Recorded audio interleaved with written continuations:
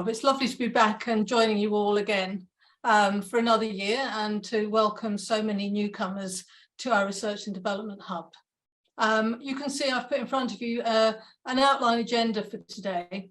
So the idea of our launch meeting is to, first of all, get everybody together so that you actually know who else is involved and you get to know your hub leaders. It's also very important for us to share with you the reasons we have the Research and Development Hub, what we do, what we're hoping to achieve, and to really show you how easy it can be to be a teacher who is also an inquirer, who's also learning from evidence-based practice. So the question is, what is a Research and Development Hub?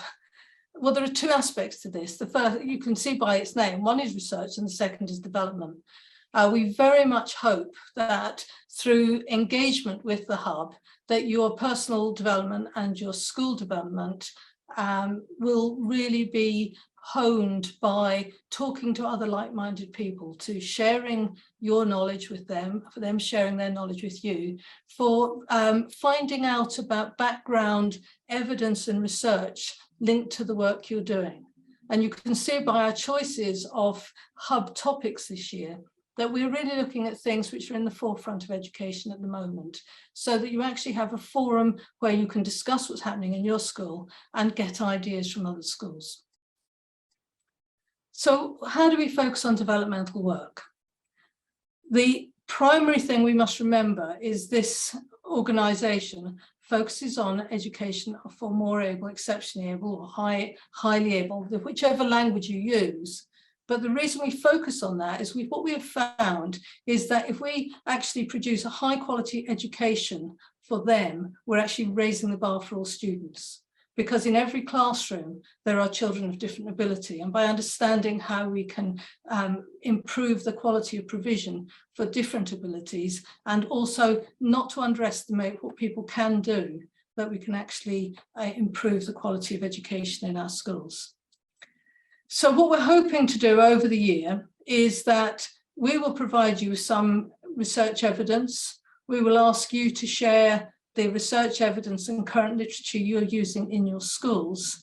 And we're going to build from that into something that happens in your classroom. So making that evidence less general and more specific to your classroom, and actually testing to see if some of this research evidence is relevant to your classroom, and does it make a difference if you take action with that in mind. So this is how we actually action that success. We begin with our focus on more able and talented. We make sure that we get together expert and informed advice from all current knowledge and from past knowledge that we can share. We want to build that body of knowledge between us so that we actually have a common language to discuss teaching and learning. We want to be able to share what we do, and we want to develop a professional community. So there's some really big things that we do in order to improve ourselves. But the output at the end of this obviously impacts favourably on the learner. It impacts favourably on your class teachers, but it also enables us as an organisation to increase the evidence that exists and support other schools who haven't been part of the research and development hubs to use that research evidence to improve their own teaching and learning. So in each of our hubs, we have a teacher inquiry for each of the schools. The hubs investigate the response of more able pupils to intentional actions undertaken by you as teachers or you as school leaders. And then we are building on our earlier Making Space for Able Learners cognitive challenge evidence to build new evidence, and specifically evidence through the Welsh curriculum, evidence relating to oracy, and evidence related to different forms of assessment and how we can actually move cognitively challenging learning forward.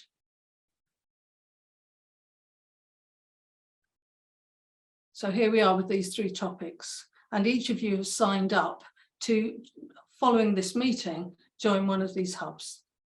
And potentially you have more colleagues in local schools who may want to join with this, so that then you may be able to have offline discussions with people that you work with on a day-to-day basis if they've also signed up to one of these hubs, and you can begin to work together on some of these ideas.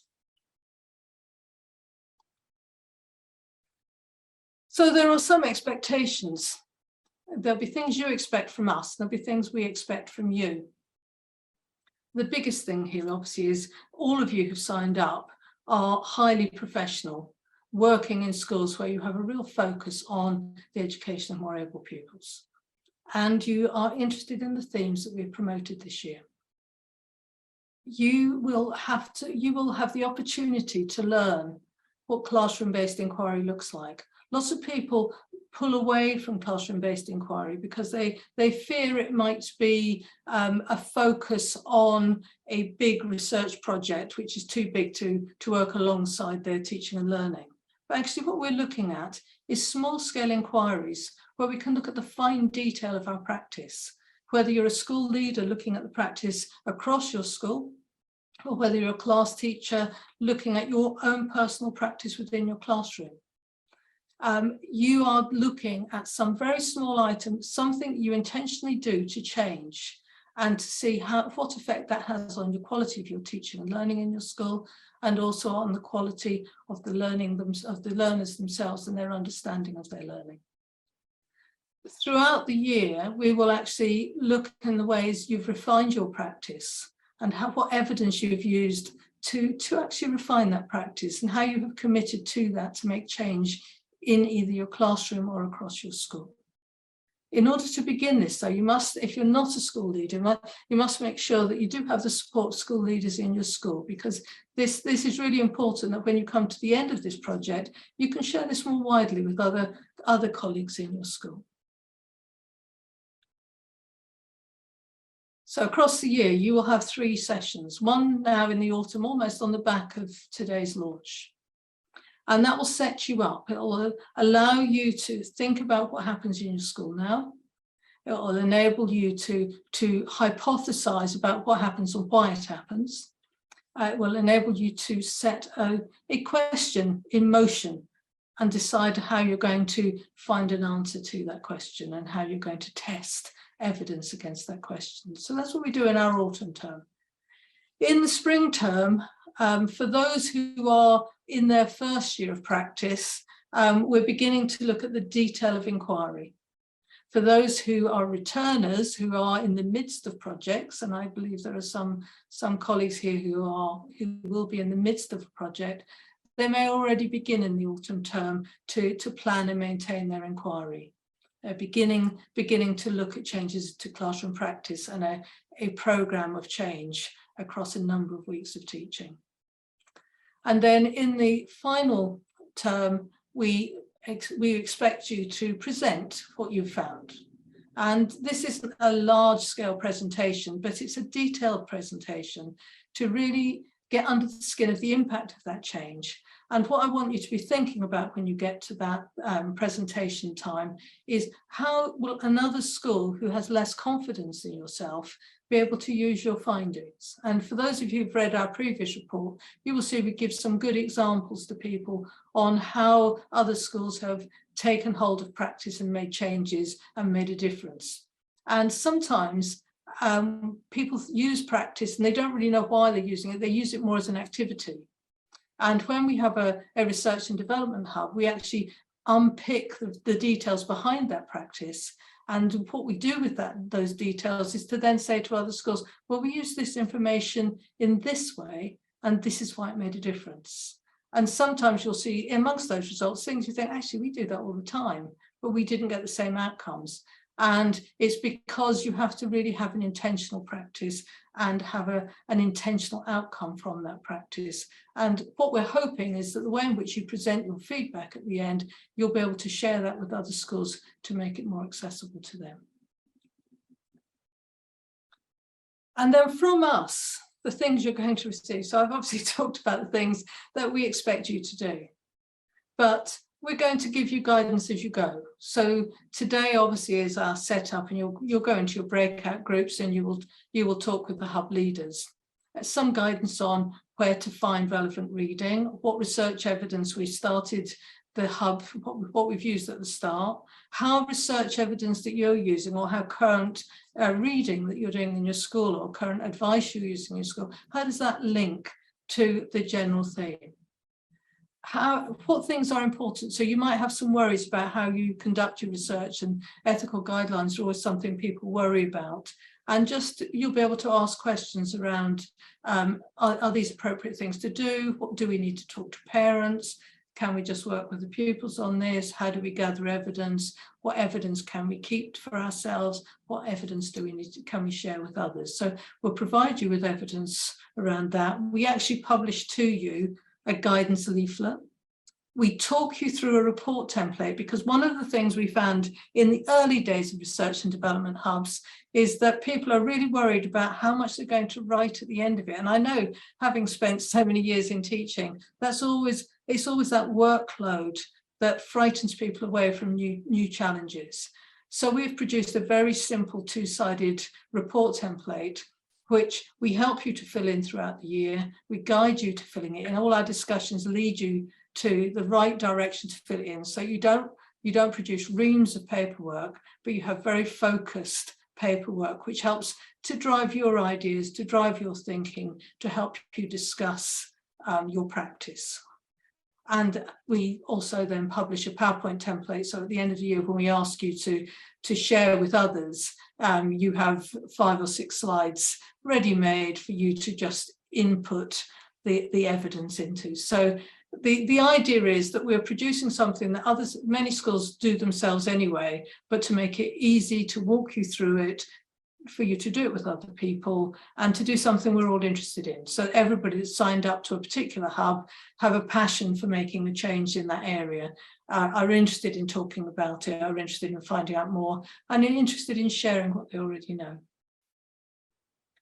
So this is the point at which we widen the introductions, because our hub leaders are here today, and I would like to initially welcome our leaders who are based at Copthorne Primary School in Bradford, Dr. Jonathan Doherty, Stephanie Ngenda and Andrew Johnston, who are going to talk to you now about the Hub Oracy for High Achievement. Thank you. Hi everybody, so just take a moment just to introduce ourselves. So as Anne says, my name's Stephanie Ngenda and I'm the head teacher at Copthorne Primary School. I'm joined by Andrew Johnston. Hi there, my name's Andrew and I'm the research lead at Copthorne and the research lead for our multi-academy trust as well. Hello, I'm Jonathan. My role is to support the research that Andrew's just outlined as well, by way of Oracy. Oracy is my passion, so the theme is very well chosen for us today, and I've had lots of experience of doing teacher inquiries for many years as well, so I'm here to support that, that process going forward. Okay, so as Anne said, the focus for our hub this year is going to be on Oracy for High Achievement. And what we were wanting to do was to explore strategies and to conduct teacher inquiries into how we can improve, refine and exemplify strategies which are going to positively impact on Oracy strategies that are going to positively impact on pupils' achievement. So we're going to be looking at different strategic choices for Oracy. We're going to be exploring how the teacher can move from that teacher role, from facilitator to activator. There's going to be opportunities to look at dialogic teaching and cognitive discourse, and also exploring some of the research around the development and use of those higher tiers of language, and also disciplinary discourse as well. So what we're hoping to do throughout the hub and working with you all is to think about how Oracy as a wide topic can be used as a tool for challenging the more able. We'll then begin to sort of drill down on what your specific interests around Oracy are. What is it you're wanting to do in your classroom or in your school to provide rich and extended discourse, and how is that going to support your provision for your more able? And as part of that, we're going to find practices, strategies which have a really good research base for promoting oracy in the classroom, and that we know has proven results for allowing more able pupils to gain better understanding of how useful oracy can be in articulating their ideas and explaining their understanding of topics. We'll think about how oracy can be used by pupils to make links across their learning from different topics, perhaps prior topics that they've done, and connect up different ideas that they have. And also, and probably most importantly, I think it will give us as teachers the opportunity to investigate and implement a specific oracy strategy which you think will have impact in your classroom or across your school. Okay, so thank you for that, Andrew, as well. I just want to say to folks as well that Anne's outlined admirably the general themes for the projects, and here at Copthorne, Andrew and Steph have lots and lots of years of experience of running and coordinating very, very successful teacher inquiry projects as well. The thing I'd like to say as well going forward is the leanness, the streamlinedness of a research project. It isn't wordy, it isn't something that's going to involve years and years of research. It's very specific, it's very short term, but it's very impactful as well. So therefore the questions that people choose, and will help you then to refine your question, decide on your question, and make it specific to your context of your classroom or indeed your school. So in other words, you'll see that on the screen there, if I implement an aspect of oracy, and that's to be discussed and developed today as well in the learning process, will more able pupils be able to exhibit a number of traits, skills and attitudes, including greater understanding, deeper learning, a range of skill sets within that, all sitting within the NACE umbrella of cognitively challenging learning. So it's very exciting and very attainable that the work you're going to be doing as well within that. But it starts with that question. So a focus for today is obviously to get you to think about and share some thoughts, just thoughts maybe at this stage, but we're refining those thoughts over time on getting that question absolutely nailed for you going forward. So it's as specific as, if I implement X, whatever that may be example questioning, it might be something around collaborative learning, it might be something around discourse. We can help you choose that together into the learning process. What's the impact going to be? Will more able be able to show this in all sorts of ways? And I want to say at this stage that the attainment is one, but it's not the only way as well. We're looking at things like confidence, ability to work as a team in better ways, collaboration, higher levels of self-esteem, as well as with a view then to uniting the focus on oracy, oral education, with their cognitive abilities as well. So we're looking at demonstrable outcomes from the project as well. I know they're only short term, but essentially we're looking at making a difference and making a change here from the work you're doing. Thank you very much, Team Copthorne. Team Copthorne.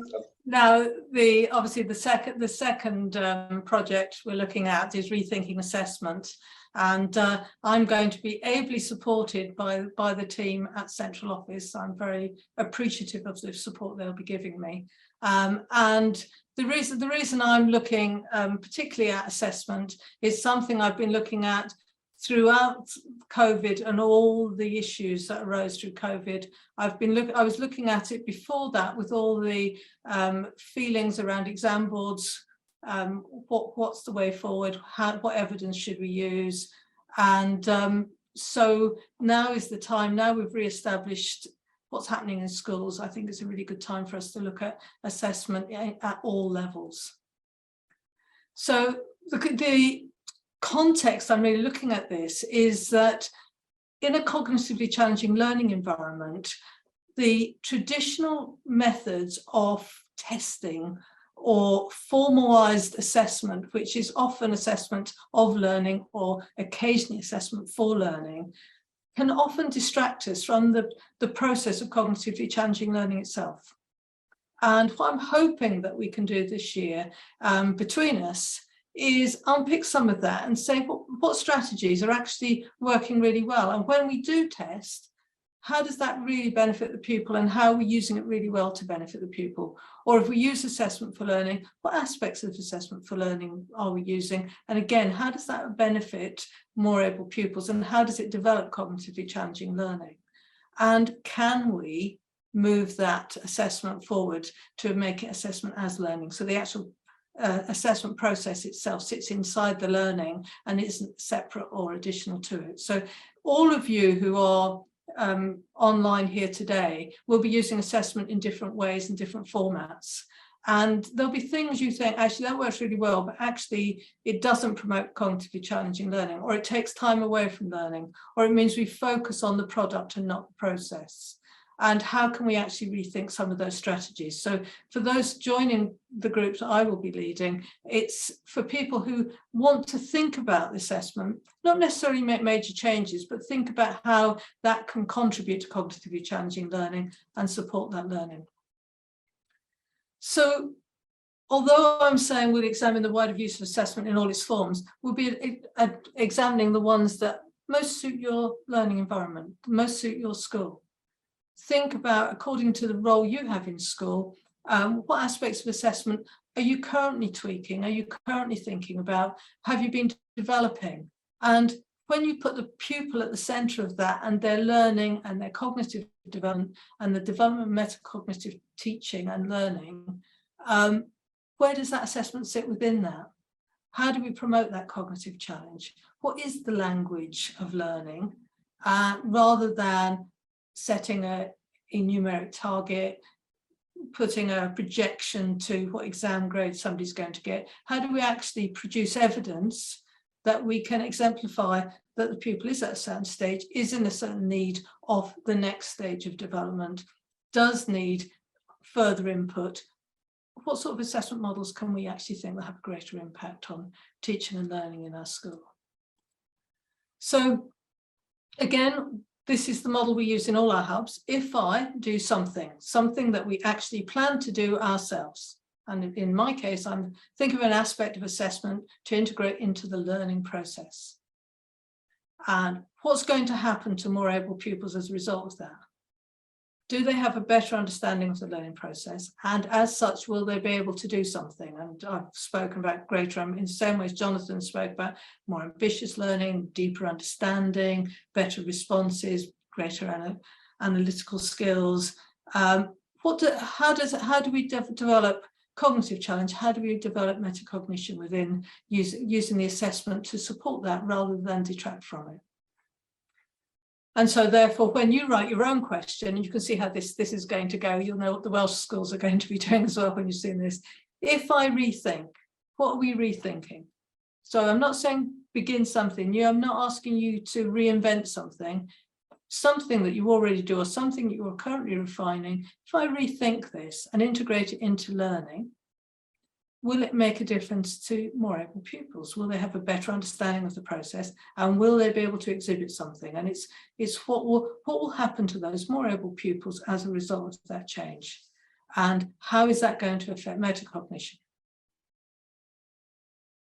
So that's an outline. Obviously, I'll talk to you in more detail when we meet in our break our groups in a moment, but now I'd like to introduce the team from Wales, and Alison and Claire, welcome. Oh, hello, thank you, Anne. I will start with introductions first. I'm Alison Sykes and I'm Deputy Head of Bishopston Comprehensive School. I'm Claire Jacob and I'm a Head of History, but I'm also a mat lead. So it's lovely to speak with you all, if not to see you in person. Can I just say that last year was our first year of leading the Welsh Hub, and what a fantastic experience it was to be able to work with schools across Wales, but indeed actually England. So can I firstly say everybody is welcome. The main umbrella theme of the aspect we are looking at is cognitively challenging learning experiences. And we've said within the new Welsh curriculum, and obviously that's for Welsh schools, but that applies to all schools. How can we challenge learning and cognitive challenge within the curriculum, whether you're in England or in Wales? And I think particular things that we would like to explore is how can we improve, refine and exemplify strategies which support cognitive challenge in learning? How do we stretch and challenge those learners? And that could include developing understanding and strategies to support pupil metacognition, also understanding and scaffolding of pupil self-regulation. And this, I think, is something that in the Welsh Hub last year we all massively gained from, is practical classroom strategies that we can put in place easily that can develop independent learners, and strategies that can promote and develop resilient learners. So our research focus is the development of cognitively challenging learning experiences within the new Welsh curriculum. But please, English schools, if you would like to join us, we would love to have you. And within Wales, across the curriculum, we'd be looking at expressive arts, literacy, languages and communication, maths and numeracy, humanities, science and technology, health and well-being.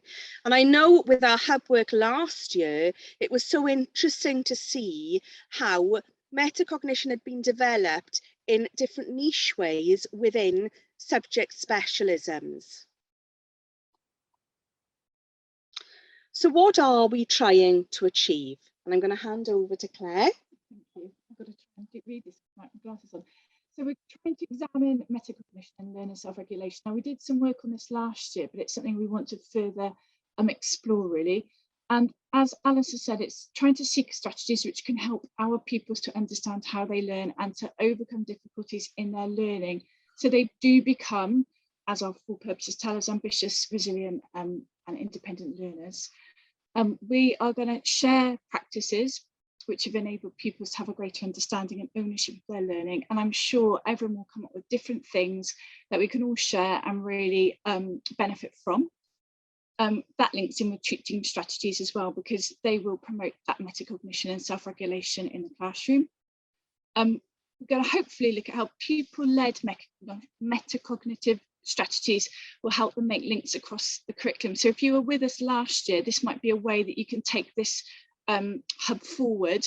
You might have already think that you've done your metacognition, self-regulation stuff, but this is how we'd like to take it forward, and to utilise metacognitive and self-regulation practices which promote that cognitive challenge in our new curriculum, which we're still developing.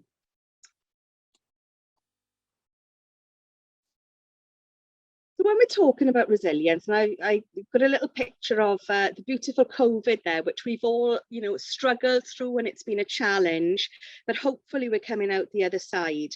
And Estyn have defined it as the capacity to cope, learn and thrive in the face of change, challenge or adversities. And what a lot of our schools last year found was that when children find clunks in their learning, sometimes for MAT children, that fear of failure, that struggle to overstep and take themselves out of their comfort zone can be a struggle for some. And there are many strategies that can encourage metacognition, their ability to be able to think and their ability to be able to understand and know their own thinking and learning and self-reflect and develop their own strategies that can be supported by teaching, that ultimately will help move them from I can't do it to I can do it in terms of growth mindset. So our big question, if I focus on a key aspect of self-regulation and metacognition within my teaching, will more able pupils show greater ambition, resilience and independence in their learning? And for those of you who haven't done anything with self-regulation and metacognition, these words sound maybe a little bit threatening. They're not at all. It's basically encouraging children to understand their own thinking processes, their own learning processes, and how we can support that with excellent and good teaching. So if you're part of our hub, as with the other hubs, you're going to compose your own question. And the other thing I'd like to say is, as a hub, there is plenty support for one another with this. And that's one of the great benefits of working as a hub, is supporting, learning from each other, sharing effective practice, and in creating a research question. I know Anne last year was a huge support to the whole hub, so many thanks, Anne. So the question is, if I focus on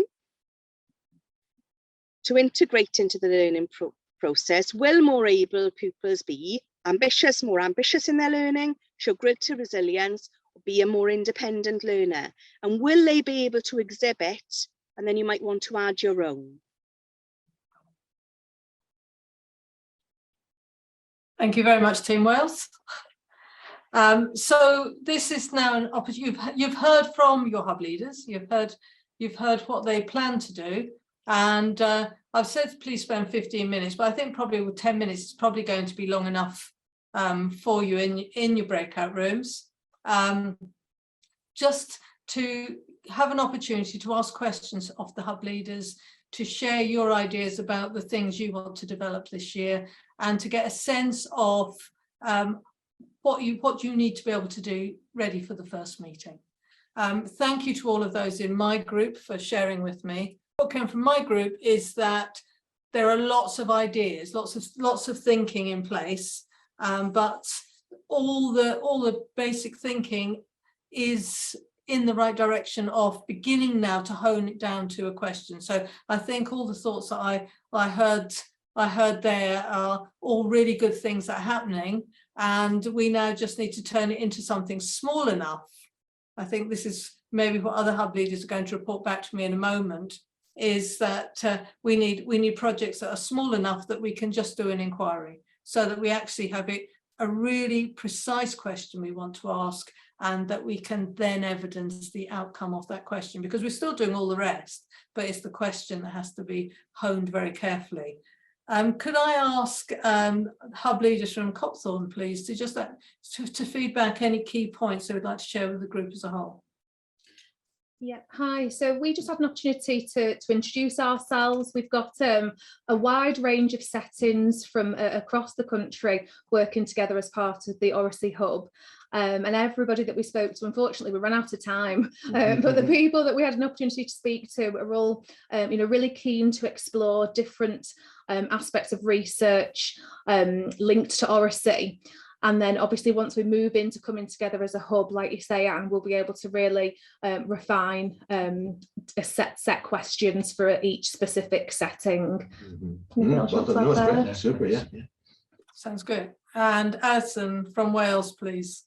Yes, thank you. Well, first of all, how lovely to meet you all in our breakout session. We didn't have enough time. We were really short on time, and it would have been lovely to spend longer. Some lovely ideas on developing resilience, independence, on metacognition, self-regulation. And for those of you who have come into this cold, this is an introductory meeting, please don't worry if you're thinking, oh, I'm not quite sure what I am going to do, because that first meeting that we have, we can go through all of that and we can help you refine your research question. And that's the beauty of being part of a hub. So thank you. Can I ask if there is anybody with a burning question that unfortunately we didn't have time to answer, that you think that the group as a whole might want an answer to? If so, if you could unmute and ask now, because I can't see all your faces on the screen. Anybody? Okay, you will get the answers in your meeting, so don't worry if that's a problem. So as everybody noted, the key thing is you have some ideas at the moment. You must be interested in the topic, have some general ideas. The thing I would ask you, I've put the hub meetings up here so you can actually see when they are. Things I would actually ask you to do before you come to the hub meeting, though, is have a think about the general idea that you want to follow. You don't have to have a specific, but have a think, which class, which age group. I mean, for example, I spoke to a colleague just now who's been doing some work with with the older pupils in school and wants to bring the work back to a younger year group. So therefore they've already thought about, this is a good year group. If you think about what the situation is at the moment in your school, so be able to describe, when you go into your hub, be able to describe what happens now in your school. Because one of the first things we're going to ask you as an activity to undertake is to say to you, okay, so that's what's happening now in the school. Can you talk to us about why you think it happens? What difference does it make to more able learners? How does it impact on cognitive challenge? So we're going to ask you to talk about those. And then we're going to get you to say, well, actually, what would we really like to be better? And we're going to say to you, can you hypothesize on what's happening, why it's happening, and what you think could be different? So beginning to formulate ideas, because once we get you as far as the point you can make a hypothesis, you can then write a question. And until you get to that hypothesis, so anybody that's worrying that they haven't got a question right now, don't worry about it, because until we get you to the point you can make a hypothesis about what's happening in teaching and learning at the moment and what you think could be different and why it should be different, you won't be able to write a question. So don't feel, it's one of these things, we're bringing you into something that you no idea what I'm going to do. It makes you feel what the children feel like sometimes when they come in with their new teacher in September and they think, well, what's this teacher going to be like? And what we're going to expect. Well, this is how it feels at the beginning. You feel a little bit like, okay, I'm coming into this, and it's a big leap of faith because you don't really know where it's going to go, but you know there's something you want to achieve. And when we get to that point where you know what you want to achieve and you can talk about what happens now, why you think it happens the way it happens at the moment, and what you think might be different or what you have the potential to make different, then you're ready to ask the question. And by the end of that first hub meeting, which you can now see up on the screen, what I'm absolutely hoping is that you feel nearer to that question. And what then happens after that first meeting is all of those that didn't have a question get supported by the team. So the team gets back to them and helps them to formulate the question based on the discussions they've had. And so that you begin then to put the pieces together around what that question would look like. So some of you are thinking, oh, well, why is she saying this? Because I really know what I want to do. But other people are just coming to it. And some people, this is the first time they've engaged with NACE in this way. And so you're all in a very different position, but feel rest assured, whichever hub you join, you're going to have that same experience. The hubs all work the same way. We have the same expectations from each sessions. And according to how ready or otherwise you are, we give you more or less support. We give you the support you need to take you where you need to be. So these are our 3 dates, and you can see they're all October dates. And I was keen to get in quick. So anybody who's with me doesn't have a lot of thinking time between now and then. Because as I'm not based in a school, I like my holidays, so I've got my holidays lined up for the future. So I've come in with a very early meeting, but I also think because it's assessment, there's some things around assessment you need to set in place very early on in the year. And for some of you, you actually need to have started to think about how that is actually going to impact across the year. So I do think it's important we get that in early. And you can see the other 2 meetings are on the 20th of October. I'm going to join Alison for that meeting in Wales. And I think Rob has said he'll be joining Copthorne for that meeting, that first meeting. After that, I'll be at all the meetings. So that's right, Anne. Thank you, Rob. So just so you know who's around and who's helping and supporting you. So we're all there. If you've got any questions now between now and those first meetings, please get back to the office and ask those questions. And as I say, if there are other schools near you that you think actually it'd be really good to be working alongside them because we're doing similar work, encourage them to join too. One thing I will bring to your attention at this point, though, these are members. Today is obviously open house, but the actual hub meetings are members only. So if you've got colleagues in other schools who would like to do this, just remind them that they do need to make sure their membership is up to date in order to participate. And then obviously, as with most NACE things, we like to remind you of other things that are going on. So I would absolutely encourage anybody that's not yet using the Challenge Development Programme to look at that and look to buy resources and to engage with the development programme. It's one of the best school improvement programmes I've ever come across. So I do commend that to you. Obviously, I'll promote the book that I was part of. I always like to promote my own work, as the only thing I think, apart from my research thesis, I've ever had in print is it's there. So I will promote that, particularly because it gives you an idea. If you haven't read it, also all our NACE schools were sent these, and if your school's lost it, you can buy new copies.